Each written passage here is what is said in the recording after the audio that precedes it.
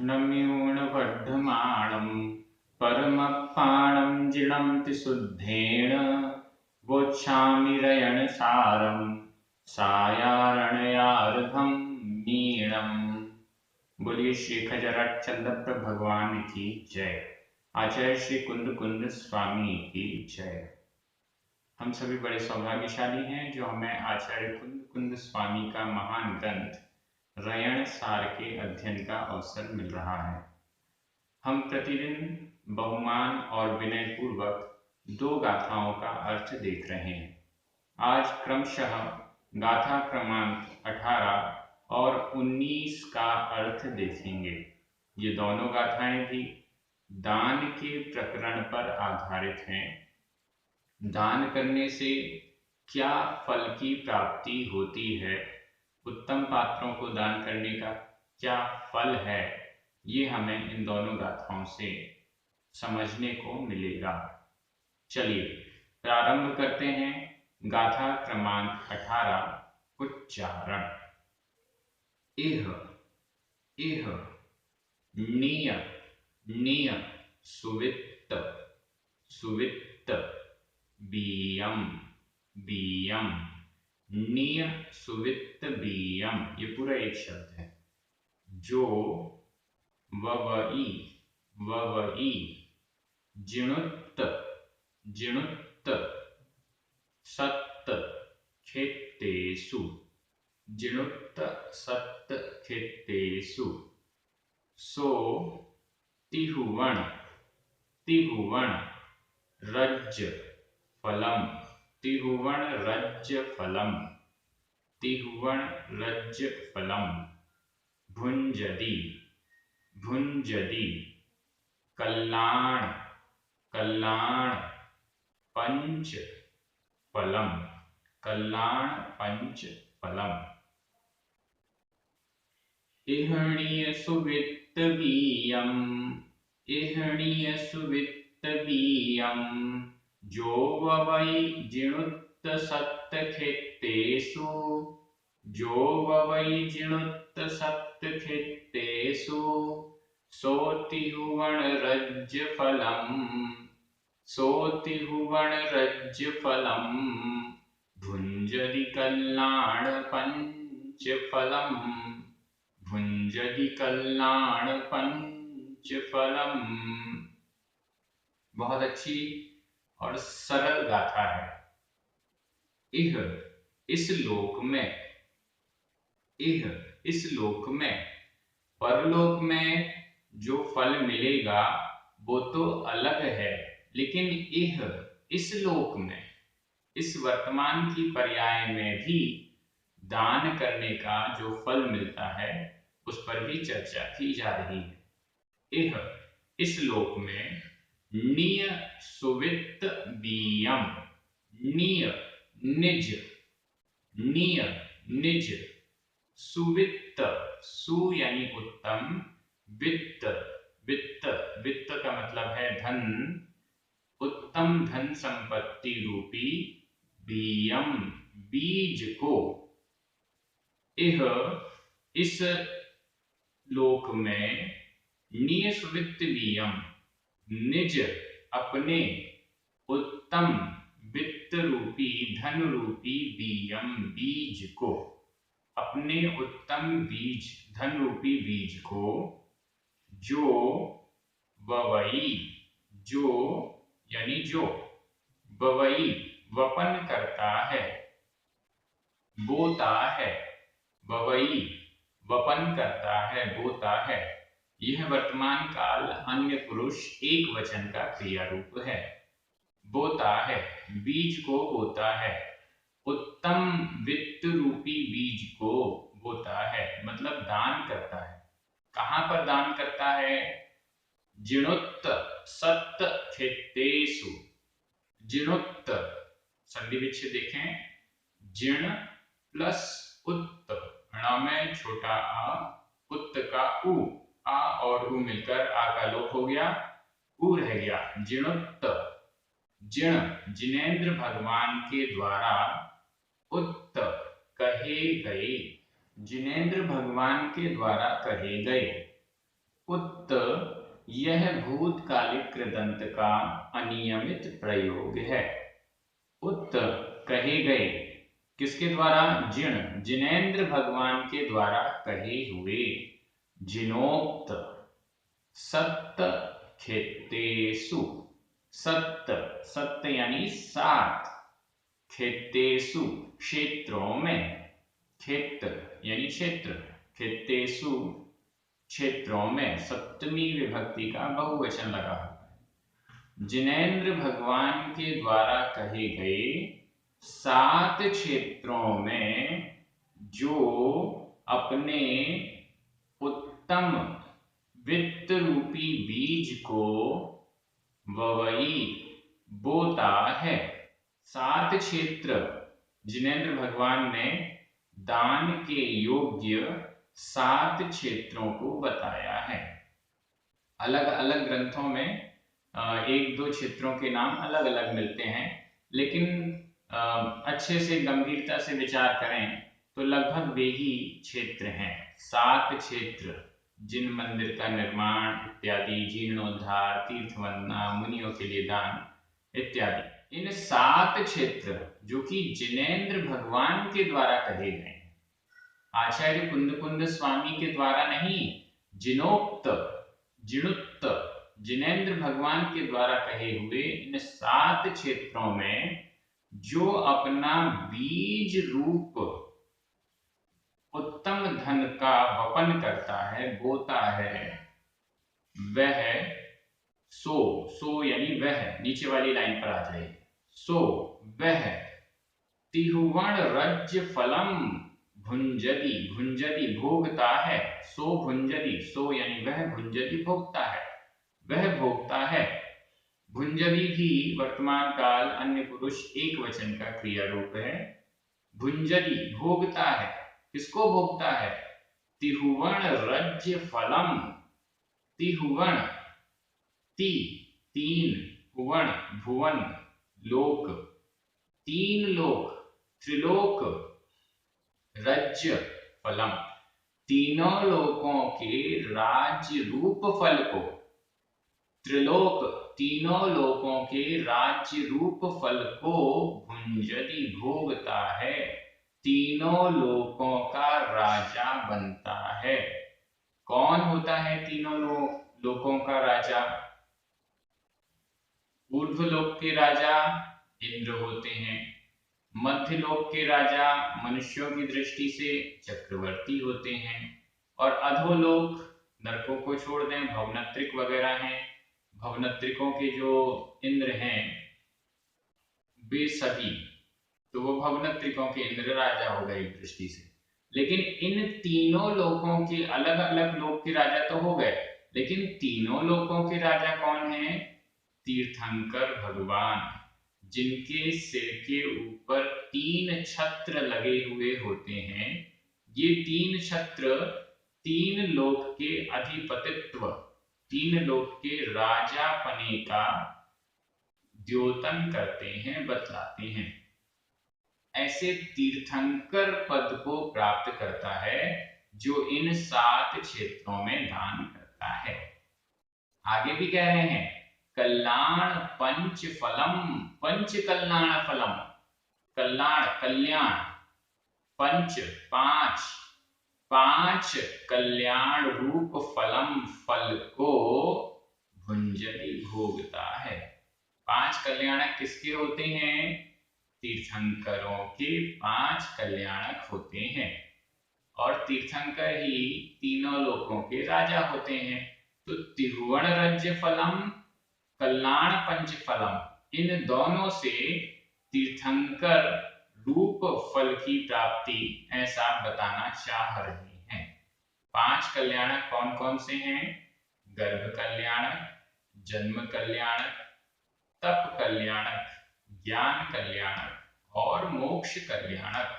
इन 5 कल्याण रूप फल को प्राप्त करता है, भुंजति भोगता है। कितनी सरल और स्पष्ट गाथा है। अगर किसी किसान को, थोड़ा सा विचार कीजिएगा, अगर किसी किसान को कह दिया जाए कि ये खेत है और इसमें आप बीज बो सकते हो। ये जमीन आपकी नहीं है, सरकारी जमीन है, लेकिन सरकारी जमीन है, सरकार ने कह दिया कोई भी आए और इस खेत में अपनी फसल बो सकता है। वो फसल सरकार की नहीं मानी जाएगी, जो बोएगा उसकी मानी जाएगी। तो फिर क्या होगा, थोड़ा सा विचार कीजिएगा। जितने किसान हैं वो सब दौड़ दौड़ कर वहां पहुंच जाएंगे और उस खेत में इतनी जगह मैंने अपना बीज बोया, इतनी जगह मैंने अपना बीज बोया, ऐसा करेंगे। इसी प्रकार जैसे ही हमें पता चले कि ये एक अच्छा उपजाऊ खेत है, दान के क्षेत्र में ये 7 स्थानों में ये वाला स्थान बहुत अच्छा लग रहा है, यहाँ यदि हम अपने धन का दान करेंगे, उत्तम बीज को बोएंगे, तो निश्चित बहुत अच्छी फसल उत्पन्न होगी। ऐसा क्षेत्र हमें जैसे ही पता चले, हमें भी तुरंत दौड़कर जल्दी से वहां पर अपना बीज बो देना चाहिए, जिससे कि बहुत अच्छी फसल तो होगी, क्योंकि क्षेत्र इतना अच्छा है, खेत इतना अच्छा है। तो इन 7 क्षेत्रों को के प्रति हमें जागरूक रहना चाहिए। और पूज्य सुधा सागर महाराज जी के श्रीमुख से बार बार सुनते हैं कि ये दान बीज रूप होता है, लेकिन आज रयण सार में पिछले 2 दिन में, कल भी जो गाथा आई थी उसमें स्पष्ट उदाहरण दिया गया था, रूपक दिया गया था बीज के रूप में, खेत के रूप में। और यहाँ भी एकदम स्पष्ट कह रहे हैं, जो वित्त है, धन है, बीज के रूप में जो बोता है। अब बीज के रूप में बोने का मतलब है, जब वह धन संपत्ति हम किसी को दान करते हैं, किसी उत्तम क्षेत्र, उत्तम पात्र में दान करते हैं, तो हमारे पास से तो वह चली गई, लेकिन वो गई नहीं है, बल्कि भूमि में वह बीज दबा दिया गया है, छुपा दिया गया है, और कुछ समय बाद, निश्चित समय बाद, वह जो एक दाना हमने छुपाया है, वो हजारों, सैकड़ों, हजारों दानों को, फसल को उत्पन्न करने वाला होगा। इसी प्रकार से जो बीज हमने धन संपत्ति अपनी दान की है उत्तम क्षेत्रों में, उत्तम पात्रों के प्रति, वह हम कुछ समय के लिए हमारे पास से गायब हो गई, लेकिन वो गायब नहीं हुई है, एक प्रकार की इन्वेस्टमेंट है, और निश्चित वो कई गुना होकर हमारे पास रिटर्न आएगी ही आएगी। ऐसा हमें चिंतन करना चाहिए।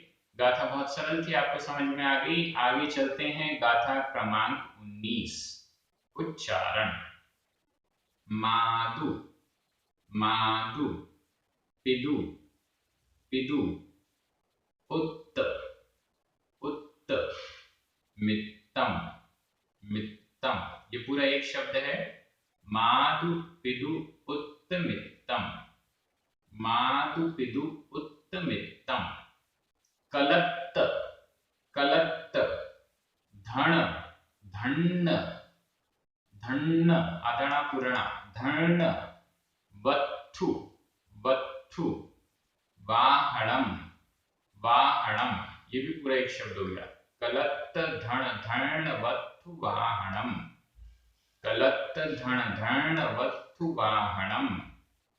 विभवम, विभवम, संसार सार सोखम, संसार सार सोखम। सव्वम, सव्वम, जाणवु, जाणवु। सुपत्त दान फलम, सुपत्त दान फलम। मादुपिदु पुत्त मित्तम, मादुपिदु, मादुपिदु पुत्त मित्तम।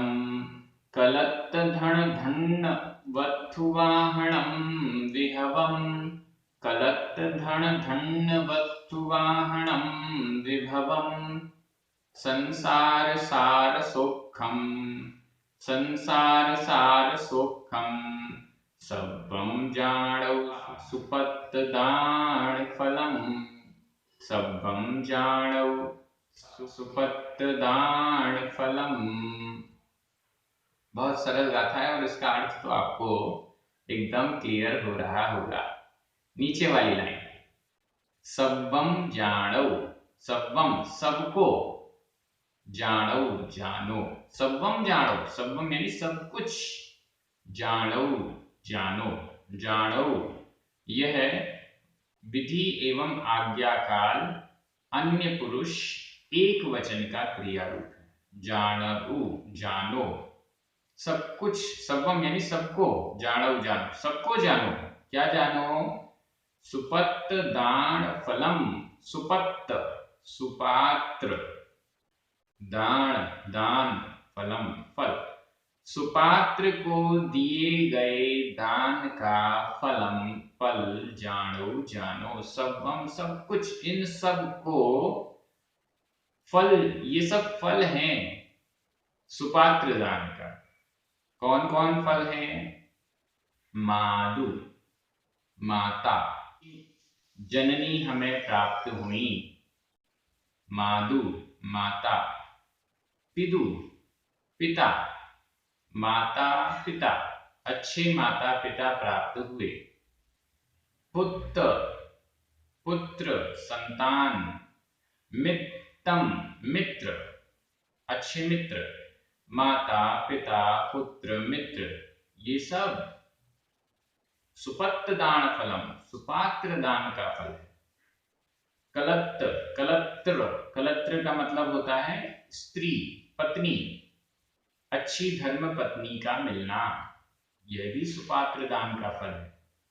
धन धन यानी धन रुपया पैसा, धन धान्य, धन धान्य, वस्तु वस्तु अन्य वस्तुएं, वाहनम वाहन, ये सब अगर हमारे घर पर 4 व्हीलर खड़ी हुई है तो यह सुपात्र दान का फल है। अगर हमारे घर पर 2 व्हीलर है तो यह सुपात्र दान का फल है। अगर हमारे घर पर एरोप्लेन है, वैसे तो बहुत कम लोगों के यहाँ होगी, अगर हेलीकॉप्टर है तो वह भी सुपात्र दान का फल है। पूर्व भाव में अथवा इस भाव में उत्तम पात्रों को, सुपात्रों को दान दिया गया, उसका फल है जो ये सब विभवम वैभव आदि की प्राप्ति हो रही है, अनायास प्राप्ति हो रही है। कई लोग ऐसे होते हैं कि उन्हें पता ही नहीं चलता है कहां से वह धन संपत्ति आती जा रही आती जा रही, वो अच्छे कार्यों में लगाते जा रहे हैं और उनके पास धन संपत्ति ऑटोमेटिक आती जा रही है। क्यों? क्योंकि वो दान कर रहे हैं, सुपात्रों के प्रति दान कर रहे हैं, तो अपने आप ये सारी वस्तुएं जो संसार के सुख वैभव हैं, संसार सार सुखम, संसार के सार यानी श्रेष्ठ सुखम सुख, संसार के श्रेष्ठ सुख सब्बम सभी ऑटोमेटिक उनको मिलते जाते हैं। किनको मिलते जाते हैं? जो सुपत्त दानम, सुपात्रों के लिए दान करते हैं, उसके फल के रूप में मिलते जाते हैं।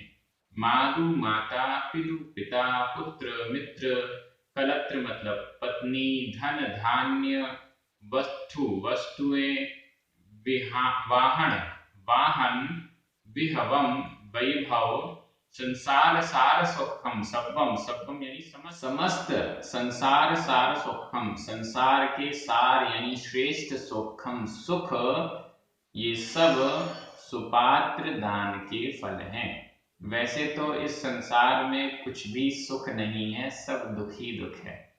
संसार में हम सभी को दुख ही दुख मिलता रहता है, लेकिन कुछ भी यदि हम संसार में सुख मानते हैं तो वह सुख भी सुपात्र दान के फल से मिलता है। बाकी ऐसे वैसे किसी भी काम से नहीं मिलता है, सुपात्र दान के फल से सांसारिक सुखोभोग की जो सामग्रियां हैं वो भी यदि हमें मिल रही हैं तो वह सुपात्र दान का फल है। अगर हम सुख शांति से अपने निजी मकान में रह रहे हैं, किराए के मकान में नहीं रह रहे हैं, तो वह भी सुपात्र दान का फल है। अगर हमें कोई भी सुख सामग्री मिल रही है, भोगोपभोग की सामग्री मिल रही है, तो निश्चित रूप से हमने कोई ऐसा सुपात्रों के प्रति दान का कार्य किया है जिसका यह फल है। अगर आपको रयण सार पढ़ने को मिल रहा है तो निश्चित रूप से आपने इसी भाव में या पूर्व भाव में किसी को ज्ञान दान तो किया होगा। इतना अच्छा स्वाध्याय का मुझे अवसर मिला, सांगानेर में पढ़ने का अवसर मिला, आचार्य और गुरुजनों से आचार्य श्री और पूज्य मुनि श्री का सानिध्य कभी कभी मिल जाता है, आशीर्वाद मिल जाता है, तो इसका मतलब पूर्व जन्म में निश्चित या इस जन्म में भी निश्चित कुछ अच्छा ज्ञान दान किया होगा जो यह अवसर मिला। हमें यह समझना चाहिए। आपको मैं बताऊं, जो रयण सार का जो पुण्यार्जन कर रहा है परिवार, सबसे पहले उसका मैसेज आया कि निश्चित रूप से हमने पूर्व भाव में मोतियों का दान किया होगा। पूर्व भाव में हमने कभी मोतियों का दान किया होगा जो आप हमें प्राप्त हो गए। अब मैं तो बहुत अचंभे में था, ऐसा कौन सा क्या किया होगा, लेकिन ये हमारा पूर्व भाव का पुरुषार्थ, पूर्व भाव की दानशीलता है जिसके फल स्वरूप हमें इस भाव में इतने अच्छे अच्छे पुण्य सामग्रियां, भोगोपभोग की सामग्रियां, सांसारिक सुखोपभोग की सामग्रियां मिल रही हैं। अगर इस भाव में हमने दोबारा सुपात्र दान नहीं किया तो अगले भाव में नहीं मिलेगा। एकदम सिंपल है। पिछले भाव में किया था तो अभी मिल रहा है, अब इस भाव में यदि नहीं करेंगे तो आगे नहीं मिलेगा। हमारे पास जो भी धन संपत्ति है, जो भी हमारे पास सामग्री है, उसका सदुपयोग हम करेंगे तो अगली बार भी मिलेगा, और दुरुपयोग करेंगे तो इस बार भी खत्म हो सकता है, अगली बार मिले ना मिले। ऐसा हमें विचार करना चाहिए। तो इस दृष्टि से ये सभी गाथाएं इतनी अच्छी हैं कि देखते ही अर्थ हो रहा है। जो प्राकृत भाषा सीख चुके हैं, सीख रहे हैं, उनको तो बड़ी सरल लग रही होंगी, और जिन्होंने अभी तक प्राकृत भाषा नहीं सीखी है वो मन में विचार बना रहे होंगे कि हमको सीख लेना चाहिए। इतने सरल सरल अच्छे अच्छे ग्रंथ प्राकृत जैनागम के हमारे आचार्यों ने लिखे हैं, तो वो पढ़ेंगे कैसे। आप सभी बहुत अच्छे से अध्ययन कर रहे हैं। एक प्रश्न आप सभी के लिए कमेंट बॉक्स में आप उसमें लिखिएगा, उसका उत्तर अपने मन से विचार करके, चिंतन करके। ऐसी क्या हमें जो भी भोगोपभोग की सामग्री मिल रही है वो हमें हमारे पुरुषार्थ से मिल रही है, वर्तमान के पुरुषार्थ से मिल रही है, या पूर्व के पुण्य से मिल रही है, या दोनों से मिल रही है? इस पर आप विचार करके कमेंट बॉक्स में जरूर लिखें। जो भी सामग्री हमें मिली है वर्तमान पुरुषार्थ से, पूर्व के पुण्य से, या दोनों के संयोग से कैसे हमें मिली है, मिल रही है, इस पर आप अपने विचार जरूर लिखें। आप सभी बहुत अच्छे से अध्ययन कर रहे हैं, सभी को धन्यवाद। पुण्यार्जकों को धन्यवाद। सभी को जय जिनेंद्र। जिनवाणी माता की जय।